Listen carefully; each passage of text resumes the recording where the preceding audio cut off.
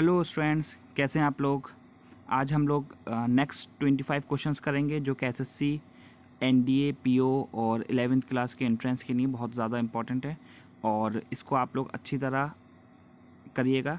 और हम लोग क्या करते हैं गलती कि जीके के क्वेश्चंस को हम लोग याद कर लेते हैं, बुक लेते हैं कोई भी तो उसमें क्वेश्चंस पढ़ते हैं और उसको याद कर लेते हैं। अब उसमें क्या होता है कि हम लोग एक क्वेश्चन देखते हैं, उससे एक ही हमें याद हो पाता है। लेकिन हम इस वीडियो को देखेंगे तो इसमें 25 क्वेश्चंस हैं और इससे 500 क्वेश्चंस कम से कम हम बना सकते हैं। अभी देखते हैं कैसे करेंगे और इसमें कुछ मैं ट्रिक्स भी बताऊंगा जिससे हम बहुत आसानी से चीज़ें याद रख सकते हैं।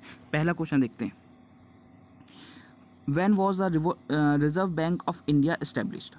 रिजर्व बैंक ऑफ इंडिया जिसको हम आरबीआई बोलते हैं वो कब इस्टेब्लिश हुई? ठीक है, इसका आंसर है 1935 में। इसका जो सिंबल है वो ये रहता है और ये अडॉप्ट किया गया है ईस्ट इंडिया कंपनी से।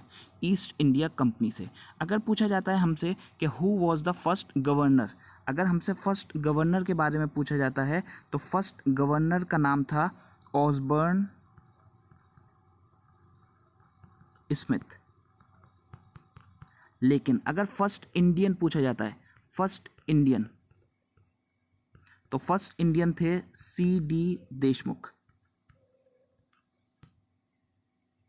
अगर पूछा जाता है कि इसका फाइनेंशियल ईयर कब से शुरू होता है, याद रखिएगा आरबीआई का फाइनेंशियल ईयर स्टार्ट होता है 1 जुलाई से। ठीक है, आरबीआई के पास सिर्फ नोट छापने की अनुमति होती है। अगर हम कॉइन्स की बात करें तो वो गवर्नमेंट ऑफ इंडिया की परमिशन से होता है। अगर पूछा जाए कि क्या कभी कोई लेडी आरबीआई की गवर्नर बनी है तो इसका आंसर होगा नो, कभी कोई लेडी नहीं बनी, डिप्टी गवर्नर बनी है। ठीक है, और उनका नाम था जे.के. उदेशी। ठीक है, कब बनी थी ये? 2003 में। मनमोहन सिंह सिर्फ एक ऐसे लौते प्राइम मिनिस्टर हैं जो कि आरबीआई के गवर्नर भी रह चुके हैं। आरबीआई के ऑफिस 29 है टोटल और इसका ऑफिस कश्मीर में, जम्मू कश्मीर में नहीं है।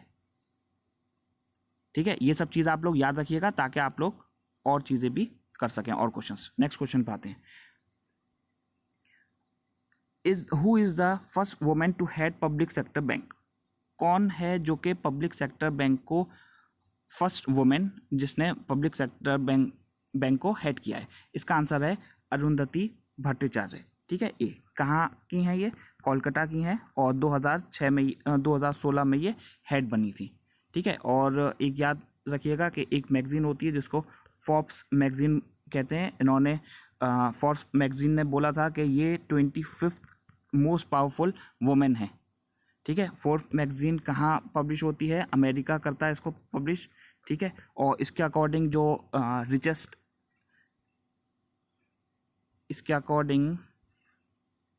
जो रिचेस्ट पर्सन है, ठीक, वो अमेज़ॉन का मालिक है, उसका नाम है जेफ बेजोस। ठीक है, और अगर एथलीट पूछा जाए सबसे रिच कौन है तो रोजर फेडरर। ठीक, टेनिस का खिलाड़ी है। नेक्स्ट क्वेश्चन पे आते हैं हम लोग। Which among the following cities is not located in the golden quadrilateral? Golden quadrilateral किसे कहते हैं? 4 जो बड़े इस सिटीज़ हैं उनको जोड़ने वाला। कौन कौन से सिटीज़ हैं वो? कोलकाता है, मुंबई है, दिल्ली है और चेन्नई है। चेन्नई, ठीक, इसमें चंडीगढ़ नहीं है। इसका मतलब चंडीगढ़ हमारा आंसर आ जाएगा। इसमें पूछा है कौन सा लोकेटेड नहीं है। नेक्स्ट क्वेश्चन आता है, what is the name of Indira Gandhi समाधि? इंदिरा गांधी की समाधि का नाम क्या है? इसका आंसर हो जाएगा हमारा शक्ति स्थल। अगर हमसे पूछा जाए कि शांति घाट किसका है, ठीक है, ये दोनों चीज़ें एक ही है, याद रखिएगा।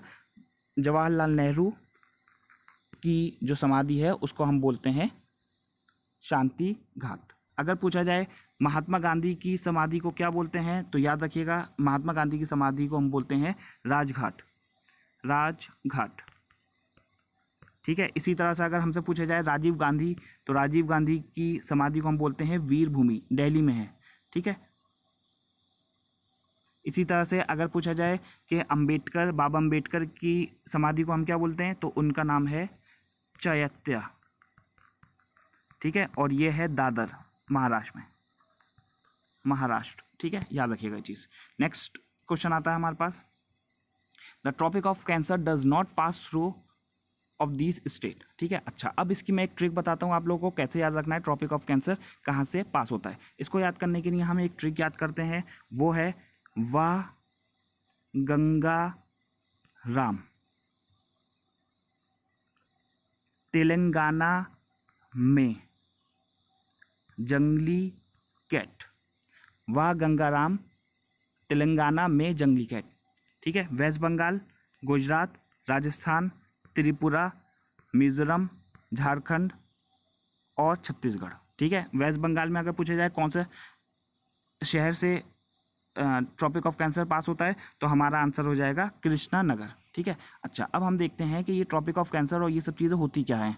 ठीक है, हम क्या करते हैं, सबसे पहले ग्लोब बनाते हैं। ठीक है, और इसके मिडिल पॉइंट ले लेते हैं, मिडिल पॉइंट को हम इक्वेटर बोलेंगे।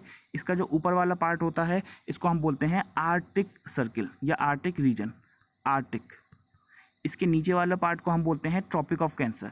ये है हमारा ट्रॉपिक ऑफ कैंसर और हमारा जो इंडिया है वो इस तरह से यहाँ लाई करता है और इसको यहाँ बीच में से ही काटता है। इस वजह से हमने कहा कि ट्रॉपिक ऑफ कैंसर इंडिया को 2 इक्वल पार्ट्स में डिवाइड करता है। इसके जो नीचे वाला पोर्शन होता है इसको हम बोलते हैं, नीचे वाले को आर्टिक रीजन, और इसके ऊपर वाला जो होता है इसको बोलते हैं Capricorn, tropic of Capricorn, tropic of Capricorn. ठीक है, सब चीज़ें याद रखिएगा अच्छी तरह, और जो मैंने ट्रिक बताई है उससे याद रखिएगा कौन कौन से स्टेट्स टच होते हैं। नेक्स्ट क्वेश्चन है हमारे पास, who is the author of Divine Comedy. Divine Comedy एक बुक है। ठीक है, इसका ऑथर कौन है, याद रखिएगा डेंटे इसके ऑथर हैं और ये इटालियन पोएट है, याद रखिएगा। नेक्स्ट क्वेश्चन आता है हमारे पास, the unicameral parliament of which country is known as. Unicameral कहते हैं जिसमें एक ही तरीके की गवर्नमेंट होती है। हम लोगों के यहाँ 2 तरीके की गवर्नमेंट होती है, फेडरल अलग होती है और जो सेंट्रल होती है वो अलग होती है। मतलब स्टेट के पास एक अलग पावर होगी और एज ए यूनियन एक अलग पावर होती है। ठीक है, तो इंडिया में इस तरह से होता है। ये पूछ रहे हैं नेसेट के साइलेंट टेस्ट में कहाँ की पार्लियामेंट को बोला जाता है, याद रखिएगा इजराइल की पार्लियामेंट को हम बोलते हैं नेसेट। ठीक, फिनलैंड की पार्लियामेंट को हम बोलते हैं पार्लियामेंट ऑफ फिनलैंड। इसी तरह से इसका भी पार्लियामेंट है, इसका भी पार्लियामेंट है। लेकिन कुछ और भी जगहें हैं जैसे कि रशिया है, रशिया की पार्लियामेंट को हम बोलते हैं ड्यूमा, ड्यूमा। ठीक है, ये क्वेश्चन आ चुका है काफ़ी बार तो याद रखिएगा ड्यूमा बोलते हैं। इसी तरह से अगर पूछा जाए कि जापान की पार्लियामेंट को क्या बोलते हैं तो आंसर होगा डाइट, DIET। इसी तरह से अगर हमसे पूछा जाए कि भूटान की पार्लियामेंट को हम क्या बोलते हैं तो उसका आंसर होगा सुगडू। ठीक है, टी साइलेंट है। इसी तरह से कांग्रेस भी होता है बहुत सारे कंट्रीज़ का। कौन कौन से कंट्रीज़ हैं, कोलंबिया है और USA में पार्लियामेंट का नाम है कांग्रेस। ठीक है, इंडिया में इसका नाम संसद है। ईरान में, ईरान और मालदीव यहाँ मजलिस बोलते हैं इसको, मजलिस। ठीक है, नेक्स्ट क्वेश्चन पे आते हैं, who was the first Indian to win Oscar. ठीक है, इसका आंसर होगा भानु आथिया। ठीक है, इनको एक मूवी थी गांधी, ठीक है, उस पर जो कॉस्ट्यूम इन्होंने डिज़ाइन किया था, कॉस्ट्यूम, उस पर इनको ऑस्कर अवार्ड मिला था। इसके अलावा ऑस्कर अवार्ड किस किस को मिल चुका है, इसके अलावा सत्यजीत रे को मिल चुका है, ए.आर. रहमान को मिल चुका है और गुलजार को मिल चुका है। ठीक है, याद रखिएगा। Who is known as father of green revolution. किसको हम ग्रीन रेवोल्यूशन का फादर बोलते हैं, याद रखिएगा बोरलग। आंसर हो जाएगा बी। नेक्स्ट क्वेश्चन आता है, in which year state of Meghalaya came into existence. Meghalaya कब बना था। ठीक है, इसका आंसर हो जाएगा 1970। एक और चीज़ याद रखिएगा, 1847 जब इंडिया आज़ाद हुआ तो इंडिया के सिर्फ 12 स्टेट्स थे। ठीक है, याद रखिएगा ये चीज़। नेक्स्ट क्वेश्चन आता है हमारे पास, what is the minimum age for holding office of Lok Sabha. अगर कोई इलेक्शन लड़ना चाहता है, याद रखिएगा लड़ना चाहता है, ठीक है, तो उसकी मिनिमम एज होनी चाहिए 25, याद रखिएगा। ठीक है, इलेक्शंस के बारे में लोकसभा और राज्यसभा क्या होता है इसकी मैंने वीडियो अलग से बनाई हुई है, अभी आप लोगों को डिस्क्रिप्शन बॉक्स में उसका लिंक मिल जाएगा, ठीक है। नेक्स्ट क्वेश्चन है हमारे पास, world wildlife day is celebrated at, ठीक है, कब बनाया जाता है वर्ल्ड वाइल्ड लाइफ डे? इसका आंसर हो जाएगा 3 मार्च, ठीक है, 3 मार्च को वाइल्ड लाइफ डे बनाया जाता है। The main source of water pollution, water pollution का मेन सोर्स होता है सीवेज वाटर।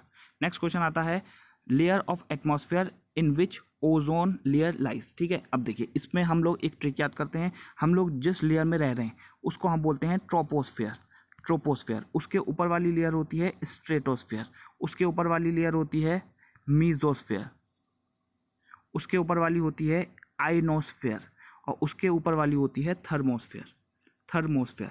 हम इसको याद करने के लिए क्या करते हैं, तुमसे मेरा आईना टूटा, ठीक है, याद रखिएगा। ये लेयर ट्रोपोस्फेयर जो लेयर है, वहाँ जितने भी क्लाइमेटिक चेंज होते हैं वो सब इसी में होते हैं।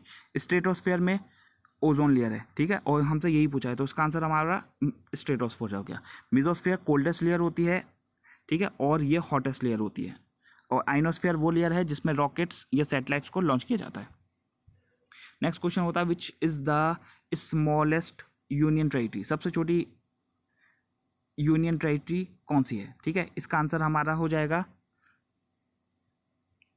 लक्षद्वीप, ठीक है। अगर हमसे पूछा जाए कि लार्जेस्ट कौन सी है तो लार्जेस्ट के लिए हमारा आंसर हो जाएगा अंडमान एंड निकोबार, ठीक। नेक्स्ट क्वेश्चन आता है, which of the following program meets the credit needs of poor womens के लिए कौन सी स्कीम्स गवर्नमेंट की तरफ से आई है, तो इसका आंसर हमारा हो जाएगा इंदिरा महिला योजना, सी। नेक्स्ट क्वेश्चन आता है हमारे पास, which river of India is called रिदा गंगा, ठीक है, इसका आंसर हो जाएगा गोदावरी को बोला जाता है। नेक्स्ट क्वेश्चन आता है, which latitude passes through the middle, अभी मैंने बताया था, ठीक है, इसका आंसर आप लोगों को कमेंट बॉक्स में लिखना है क्या होगा। नेक्स्ट क्वेश्चन आता है, which foreign countries closer to Andaman Nicobar, ठीक है, अंडमान आइलैंड से सबसे करीब म्यांमार है, ठीक है, म्यांमार का पुराना नाम है बर्मा। नेक्स्ट क्वेश्चन आता है, which state of India has the smallest land area, सबसे छोटा एरिया कौन से स्टेट का है, गोवा का, लेकिन अगर पॉपुलेशन पूछी जाए तो सिक्किम की होगी, याद रखिएगा।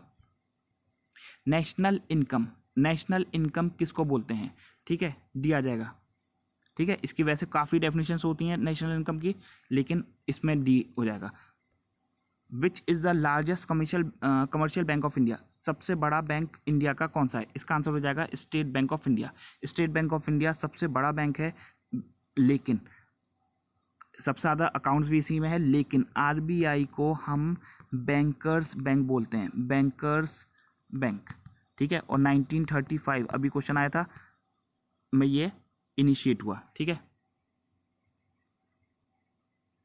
नेक्स्ट क्वेश्चन आता है हमारे पास, हिंदुस्तान बैंक ऑफ हिंदुस्तान सबसे पुराना बैंक है, 1770 में ये स्टार्ट हुआ था।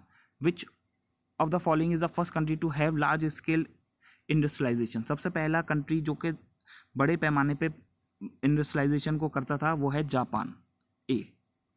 Which among the following has maximum energy, ठीक है, इसके लिए हम क्या करते हैं, एक तरकीब याद करते हैं, CGX, ठीक है, हम एक सिस्टम पढ़ते हैं, अगर फिजिक्स पढ़ते हैं तो CGS, तो CGS सेंटीमीटर ग्राम सेकंड होता है, उसको भूल जाइए, CGX इससे याद रखिए। उसके बाद युवराज सिंह का UV बोलते थे, उसके बाद IMR याद रखिएगा, ठीक है। अच्छा, अब ये ऑर्डर है जिसमें एनर्जी डिक्रीज होती है, एनर्जी डिक्रीज होगी, ठीक। Cosmic, gamma, x-ray, ultraviolet, visible, infrared, microwave, radio waves, ठीक है, इसको याद करने की हमारी ट्रिक हो गई है। आप लोग अगर कोई वीडियो चाहते हैं तो वो मुझे बताइए, कमेंट में बताइए कौन से टॉपिक पे आप लोग वीडियो चाहते हैं, ताकि मैं उसकी ट्रिक्स के साथ वीडियो बना सकूं। और ये वीडियो आप लोगों को कैसे लगी वो ज़रूर मुझे बताइए। Thank you.